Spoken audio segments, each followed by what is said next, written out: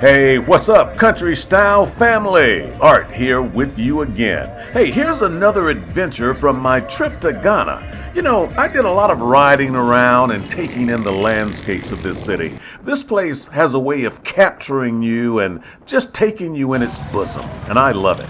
But I was captured, as you all know, by the food here. Wait, I'm getting a little, something's happening. Something's happening. Oh, it's sizzling! Oh, no, I knew it was gonna come. That goat is trizzling. Oh, the African goat. Oh, no. You saw me on the beach, trizzling with goat meat with Grill Master 05 Zorko. That was a lot of fun. But my host, Florence and Paul, they took me to a lot of great places to eat all over town. And believe me, I was eager to dive in. So let's start with a fine restaurant called Buka. And this is where we took in lunch one day. Wash your hands before you arrive. Now we're entering Buka. Yeah, hello. Welcome. Thank you.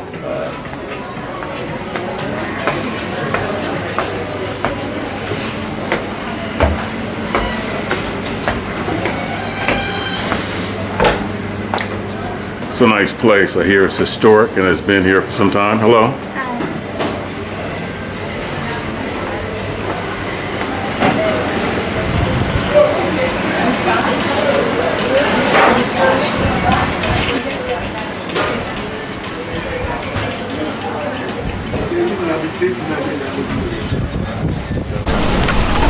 Okay, so we're looking at the menu. What are we recommending here? So, maybe we should do the jollof rice. Jello fries Yeah, with a beef kebab. with a beef kebab. Yeah. Jello, is that like Jello? No, jollof. It's like jollof, J, not jello like it. Oh, I see. Okay. So I'm getting the jollof rice and the beef kebab. So, as the server was preparing the order, we started off with some beer. Now, the local Guinness Foreign Extra Stout is a strong beer at 7.5% alcohol content, and the Django IPA was strong too at 6.5%. But both are good and not overpowering, really. But what they really wanted me to try was the local palm wine. It's a big hit locally in Ghana, and it's from the palm tree. It is wine that comes naturally from the palm tree. It is not processed in any way. And then it's just tapped from the tree. No processing, 100% natural. So I'm having the palm wine. Cheers. Cheers.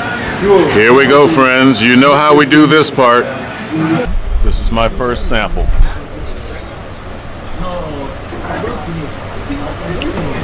Hey. Hey. I'll tell you Yeah. what. How do I describe this? It's got a little of the Southern home wine taste to it, but not really. It's sweet, not too sweet. Great flavor. Got a little tang, a little bite on the end, which I enjoy. You can see, look at the bubbles. For those of you who follow, you know the bubbles. Those are the frog eyes. That's your alcohol content. But it is really, really tasty. Looks like a beer. Tastes like a wine. It passes my taste test for sure. All right, so now let's get to the food. The jollof rice, which has a hint of a Cajun profile. There's steamed cabbage and carrots and Some of the sauce that goes on the beef kebab, and then this is the hot stuff here. Can you see it? Yeah, this is the hot stuff. Careful with this one. And the feature attraction, the beef kebab.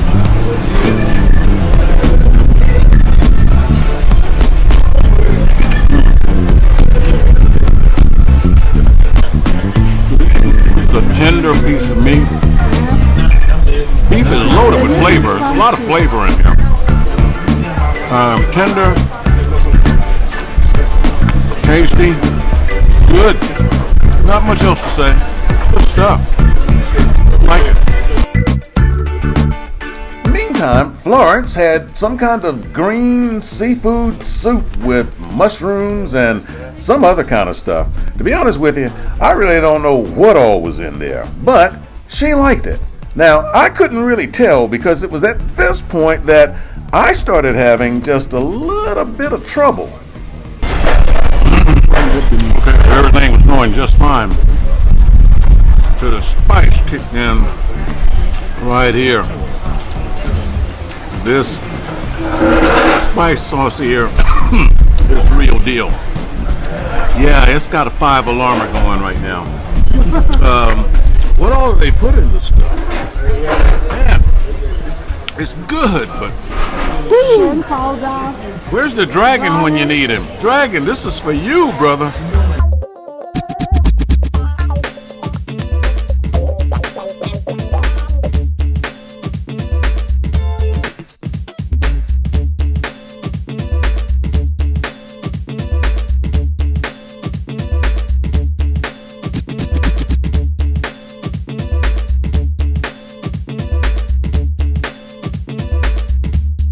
Friends and family, I'm not trizolating right now.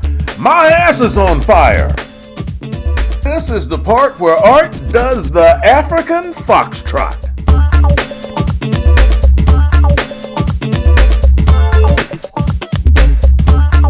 Look out! Fire in the hole!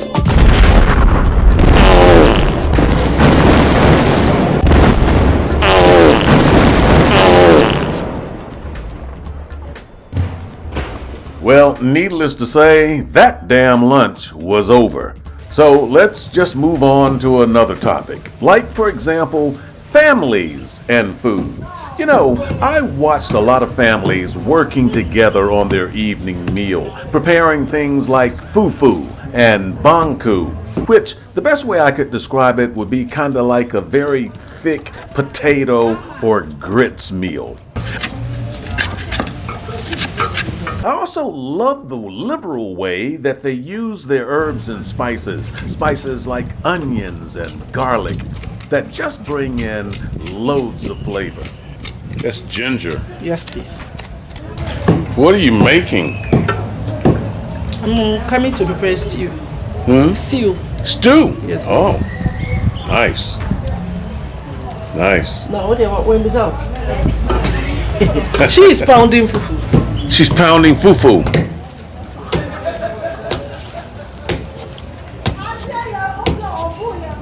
That's how we call it. Fufu. It's our local food, yes. I see.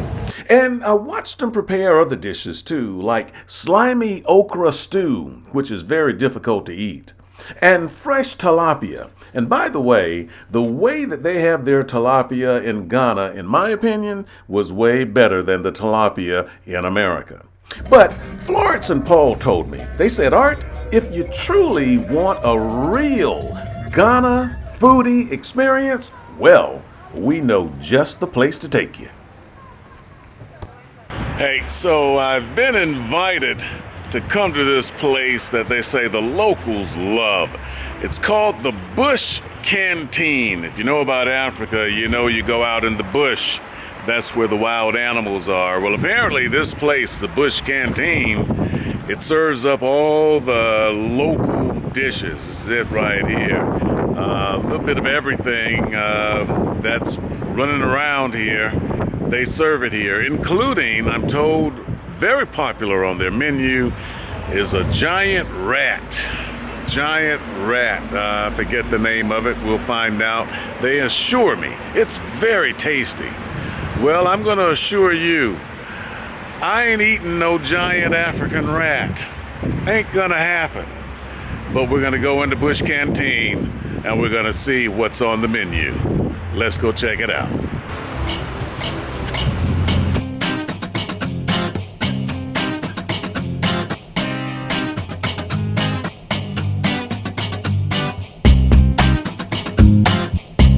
What's that, Paul? Yeah, what's the name of this big rat anyway? Grass cutter. It's What? Grass cutter. The grass cutter. Yeah. And you say it's really good. Very good. It's more expensive than the small one. It's not a rat. It's not a rat. Well, what is it then? It's more like a rabbit, kind of. It's more like a giant rabbit. A giant rabbit. It's like a rabbit that is in the wild. Let's settle in and let's check out the menu. They don't have a menu though, do they? There's no menu. Because it's just local food. You just tell them what you want.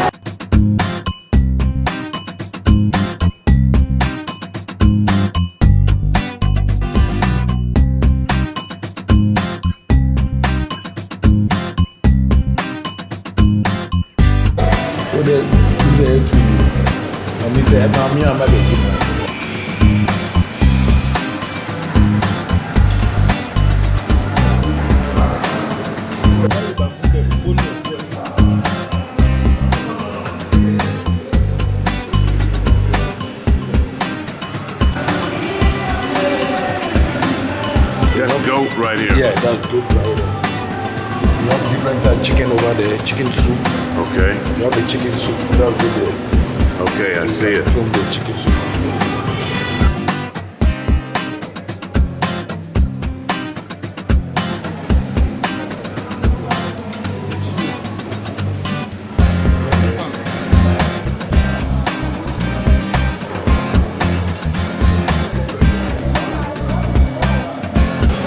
That's it. So I've got my salmon in there and tuna.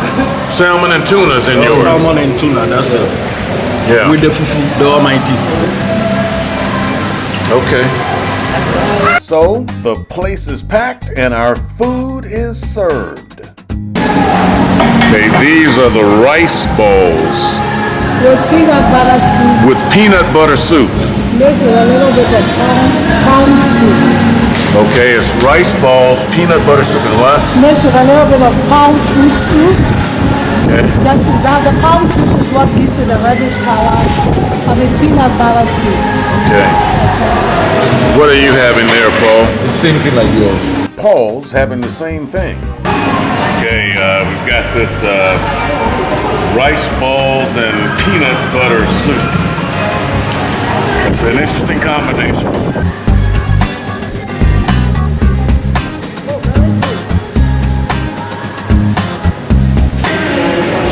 Now, if I'm gonna be real honest with y'all, the local pungent smell of some of those meats in here is not that great. It's wild meat, I get it, but I guess you just got to deal with that.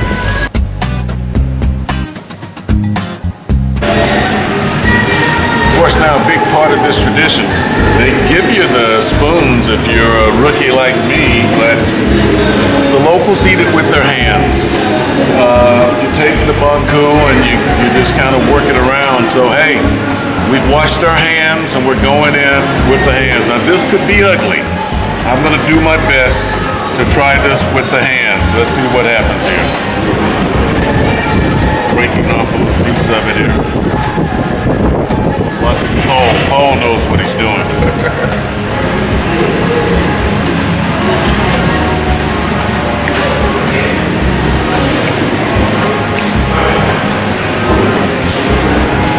Try one more. Well, you just take it and work it around in there and move it to the side. Yeah. That's good right there.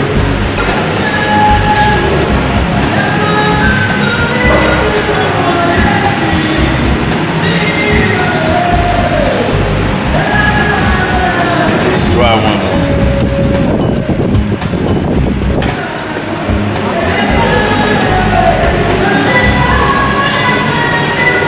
It's different.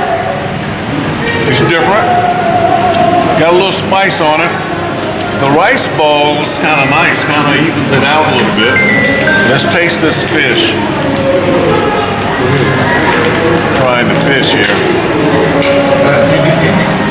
Okay, can you get a good look at that? Getting a good look at this now.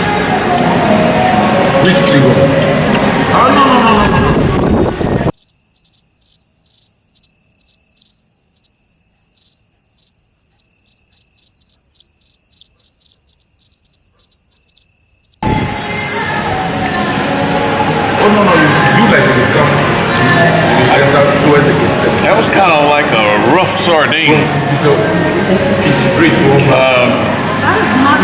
There's another light. What is it? Mackerel. It's mackerel. Comes from. Holy mackerel. After that light, it's thick. Right?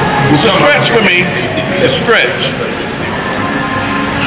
Okay, after that light, you just. We're in the afternoon. Do as the Africans do. We're going to work it out. It's also got the beef in here. This is some of the beef that's also in the soup. Okay. Sorry to get you in so close on this, but it's the only way I know how to do it. Actually, the beef is good. I like the beef. Wasn't too crazy about that mackerel. It drips all over you everywhere. You gotta know how to, I guess you gotta develop your technique for it. Your technique. That's what I'm trying to do.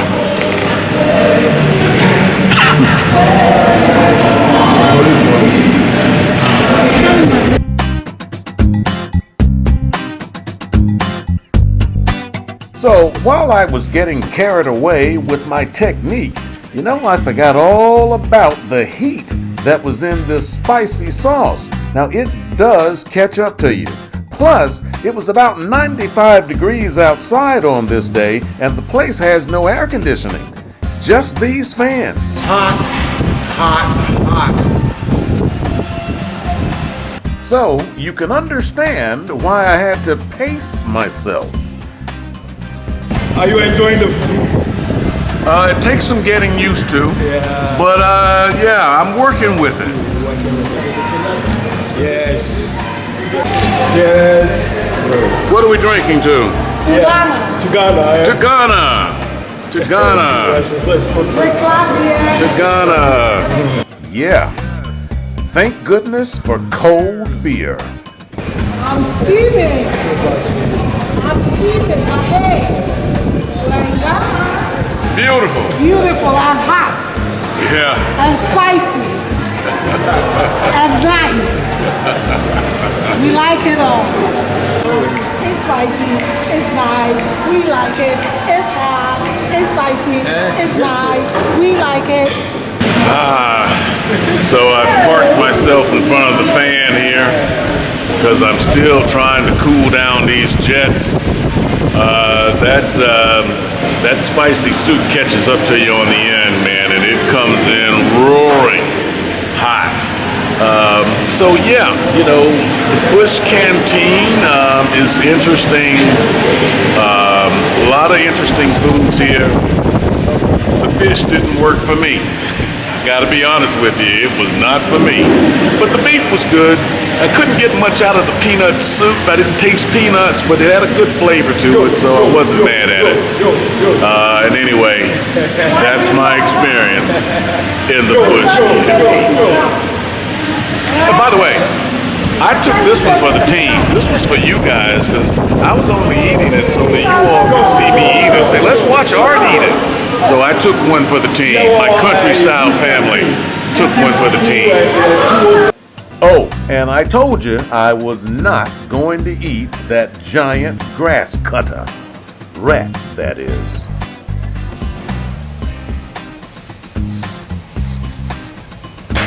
Finally, let's talk about something that's way sweeter. The local fruit, which is flat out amazing. Back here at my friend Daniel's house here in Accra, and slicing up some fresh coconuts right now that just came off the tree right here. There's fruit trees everywhere in this backyard. Talk about a horn of plenty. This one right here is a giant healthy mango tree. You could just wake up in the morning and say, from which tree shall I take my breakfast today? Let's take a look at this mango. Here at Daniel's house. hanging there, Look at the mangoes just growing. growing. So it will This come is to a that side. big, healthy mango tree, friends. Organic. These are some that have already come off. These are all fresh. Yeah. Looking nice. People may not have seen what it looks like growing in its natural state. But you sure know what it looks like when it's sliced up on your plate. So it's only fitting that we conclude this episode sipping on some nice, cool, refreshing coconut water and eating some fresh mangoes. So this mango was just on the tree just minutes ago. Sliced it up from tree to table to mouth.